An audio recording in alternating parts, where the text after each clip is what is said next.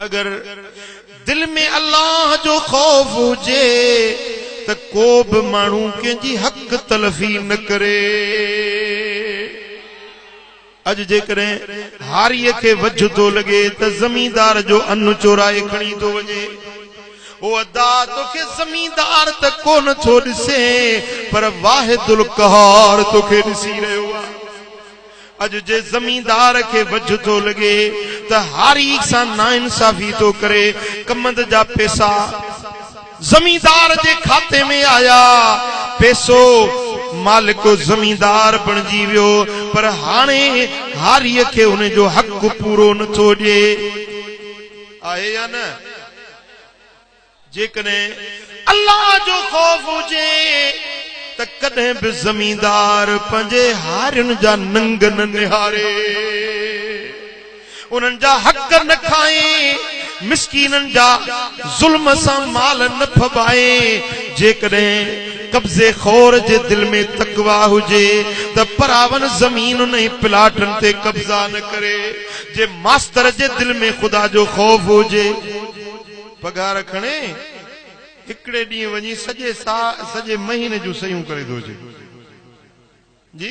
या पगार तुझे ला हलाल नाहे, तुझे बच्चन जे ला हलाल नाहे। ड्यूटी कई कोन ये मुफ्त जा पैसा खणी आए। जे अल्लाह जो खौफ हुजे हाँ तो तू ये हरगिज कोन करी हाँ। ओ मुजादा जे व्यापारी जे दिल में अल्लाह जो खौफ हुजे हाँ तो कूड़ा कसम न खणे हाँ, मिलावट न करे हाँ, ख़यानत न करे हाँ, माप तोर में खोट न करे हाँ। ये सब चक्कर ए चालबाजियों तॾहिं तो करे जो अल्लाह जो खौफ दिल में ना है।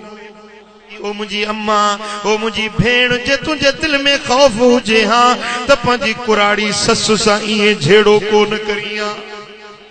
जे खुदा जो खौफ हुजे हाँ तो पंहिंजे मुड़स मिस्कीन के इए न इज़ाई हाँ। जे अल्लाह जो खौफ हुजे हाँ तो इए परायूं गिलाऊं न करी हाँ, इए परायूं चोरियूं न करी हाँ, इए परावा सुट पट न चोराई हाँ। ओ अदी तुझे दिल मां खुदा जो खौफ निकरी वियो, न नमाज याद आ, न रोजो याद आ, न कब्र क़यामत याद आ। सबब इहो आ जो दिल मां खौफे खुदा निकरी वियो।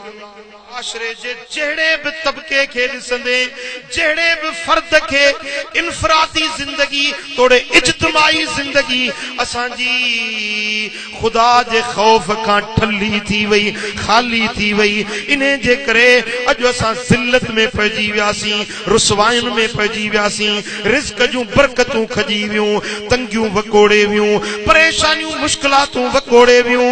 ओ अदा बस हिकड़ो ही आसमानी हल आ, कुरानी इलाजा। अल्लाह जे फुरकान जो फरमाना, तू अल्लाह जो खौफ सीने में रख, तुझा सब मामला रब ठाहे चलींदो। एड़ो सबक थई जो ही सबक दिल ते लिखण जेड़ो आ। ओ मुझा भा, ओ मुझा अदा, जैसी तई मुझो आवाज पहुंची रहो आ। अज 15 शबान शबे बरात जे मुबारक रात जो तुझे ला सबक तो दिया। इन्हें सबक के विसारे न छड़ जाए, दिल ता उतारे न छड़ जाए। यो सबक याम ते लिखी खणी वञ जाए।